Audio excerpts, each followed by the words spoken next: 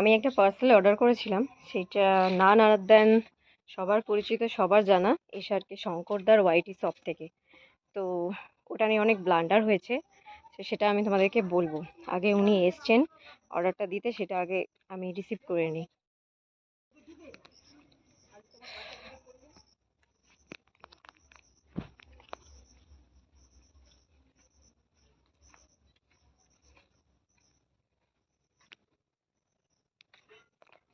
যে ফোনটা করেছিল সে কি আপনাকে পাঠালো? ও, ভালো। আমি তো ফিরতে পারবো না যা রাস্তা। কেন ফিরতে পারবেন না? এই রাস্তা দিয়ে সবাই আসে, সবাই চলে যায়, আপনি সবাই কেন আপনাদের ফিরতে পারবেন পরিচিত, না? আমরা মেন পরিচিত। কথা, তারা নতুন লোক আসছে, নতুন তারা এসে জিজ্ঞেস করে কত না, ভাব, কিন্তু উনি ঢালাই এক। ঢালাই এক। কত কিন্তু উনি ঢালাই। কিন্তু বদমাইশি করেছেন। আমাদের কুরিয়ার এখানে কিন্তু আসে, উনি বলছেন যে না, আমি শিপিং দিয়েছি, তাহলে আমি কেন যাব ওইখানে আনতে? আমি তো টাকা দিয়েছি, তাহলে আমি আবার গাড়ি ভাড়া খরচ করে। কুরিয়ারে আসে না, এটা যে ফ্লিপকার্ট, অ্যামাজন, অ্যান্ড্রয়েড এগুলো আসবে। কুরিয়ারও আসে আমাদের এখানে ওই মেন রাস্তাতে সব আছে, কিন্তু এখন তো নিয়ম হয়ে গেছে অনলাইনে আপনার অর্ডার করলে ডোর টু ডোর কিন্তু দিয়ে যায়। দুটো ডোরই আসবে। হুম।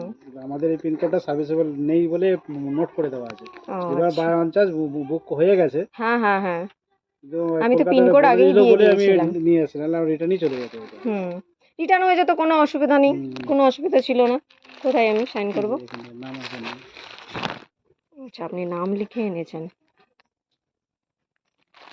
আমার নাম আছে। হুম হুম। যাই হোক, পার্সেলটা আমি পেয়েছি ফাইনালি। এবার গন্ডগোলটা কি সেটা আমি তোমাদেরকে জানাই। তো যেখানে ওনারা কুরিয়ারে করে আমাদেরকে পাঠাতে চেয়েছিলেন যেই অফিসে, তো সেই অফিসে কি হয়েছে, ওনাদের এইখানে আমাদের পিনকোডে নাকি সার্ভিস অ্যাভেলেবেল নেই, কিন্তু আমাদের এখানে সমস্ত রকমের কুরিয়ার, মিশো, ফ্লিপকার্ট, ইভেন কুরিয়ারও সমস্ত রকমের কিন্তু অনলাইনের এখানে ডেলিভারি হয়। উনি কি করেছেন, আমি শিপিং দিয়েছি, তারপরেও আমাকে বলছেন যে না, আর এখানে হবে না, আর আপনাকে মানে আমার পিনকোডে ওখানে হবে না, আর আপনাকে আসতে হবে গাড়ি ভাড়া করে, মানে 10 টাকা করে গাড়ি ভাড়া, যেতে আসতে 20 টাকা। তো এবার আপনারাই বলুন, আমি শিপিং দিয়েছি, উইথ শিপিং একটা ড্রেস আমি অর্ডার করেছি, তাহলে আমি কেন যাব? আর এখন নিয়ম হয়েছে ডোর টু ডোর। এখনও সেই সেম কথাই বলছেন উনি বলছেন যে না, এখানে হয় না, এই পিনকোডে হয় না। যদি এই পিনকোডে নাই হয়ে থাকে, আমার এই পিনকোডটা পুরো শহীদ মাতঙ্গিনী ব্লগের পুরো এরিয়াটা, তাহলে উনি এখানে কি করছিলেন আজকে? আমি এটাই শুধু জানতে চাই। সো এই মিনি ব্লগের দ্বারাই আমি একটা জিনিসই বলবো তোমাদেরকে, এসআরকে শঙ্করদার ওয়াইটি শপ থেকে যে আমি নিয়েছি, ওনাদের কোনো ভুল ছিল না। ওনারা কিন্তু বলেই দিয়েছিলেন, অ্যাড্রেস দিয়েছিলেন। তো আপনি যদি বলছেন যে এই পিনকোডে হয় না, তাহলে আপনি নিয়েছেন কি করে? ওনারা তো জানেন না যে আপনার কোন পিনকোডে হয়, আপনার এরিয়া কোনখানে, কোথায়, কেমন রাস্তা, ওনারা নিশ্চয়ই জানেন না। ওনারা অর্ডার নিয়েছেন, আপনাকে দিয়েছেন অ্যাড্রেস পাঠিয়ে।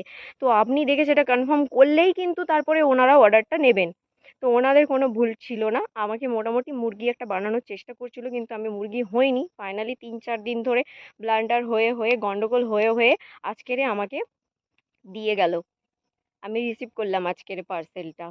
আর হ্যাঁ, ওনাদের কালেকশন খুব ভালো। তো যারা এখনো পর্যন্ত এসআরকে শঙ্কর দাদার ওয়াইটি শপ থেকে শপিং করোনি, আমি একবার বলবো যে পুজোর আগে তারা ঝটপট করে ওখান থেকে অর্ডার করে নাও।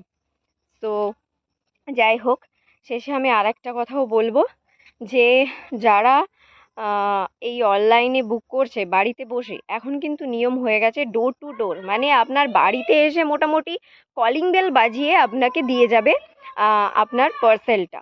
তো সেই ক্ষেত্রে আমাকে মুরগি বানিয়ে ওখানে নিয়ে গিয়ে দেওয়ার চেষ্টা করছিল, মানে ওই যে লেজিনেস। হ্যাঁ, অর্ডার ধরে নিয়েছি, ঠিক আছে, ওনাকে ডেকে নেব, নাম দেখেছে যেহেতু মল্লিকা দাস, তো মেয়েকে যদি মুরগি বানানো যায়, কিন্তু আমি হইনি। তো আপনারাও যদি আপনাদের সাথে এরকম হয়, সেটা একটু দেখে নেবেন, বুঝে নেবেন। আর যাই হোক, এটাই বলার ছিল। তো তার কারণেই এই মিনি ব্লগটা বানানো। আমি চাইবো যে এরকম ভুলভ্রান্তি আর এরকম ক্ষতি যাতে কারোর না হয়। তো এই ভিডিওটাকে প্রচুর পরিমাণে তোমরা শেয়ার করে দিও। আরেকটা কথা তো বলাই হয়নি, সেটা হলো কি যে আমার পিনকোডে যদি ডেলিভারিটা নাই হয়ে থাকে তাহলে আমার পিনকোডে উনি অন্য একটা জায়গায় ছিলেন কি করে? আমার বাড়ি থেকে কৃষ্ণগঞ্জ 10 থেকে 15 মিনিট সাইকেলে যেতে লাগে, আমার এই পিনকোডের এরিয়া, তাহলে উনি ওখানে অর্ডারটা কি করে দিতে গেছিলেন? ওখান থেকে আমাকে ফোন করছে, আমি এখন এই জায়গাতে আছি। আর ওনার কাছে আমি ভিডিও যতটা করতে পেরেছি করেছি।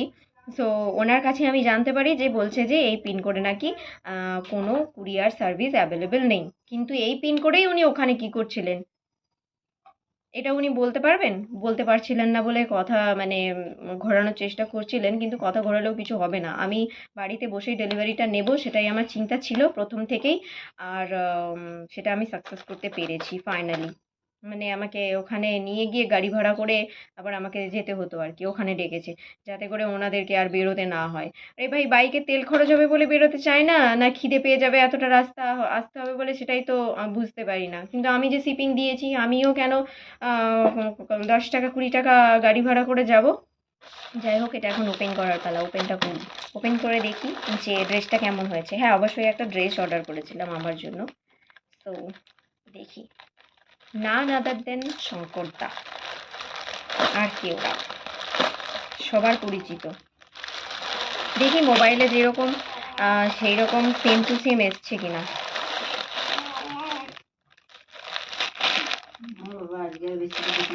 হ্যাঁ, ভালো, কিন্তু যেমনটা মোবাইলে দেখে ভেবেছিলাম তেমনটা নয়। ওখানে দেখে মনে হচ্ছিল অনেক সফট, অনেক সুন্দর, অনেক ভালো কাপড়, কিন্তু তেমনটা নয়। কিন্তু ভালো, মোটামুটি চলে যাওয়ার মতো।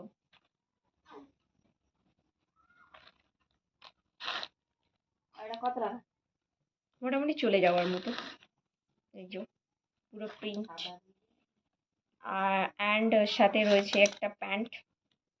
প্যান্টটা তো আমি উইথ টপ টি শার্ট সব কিছু দিয়ে পরতে পারবো। এই যে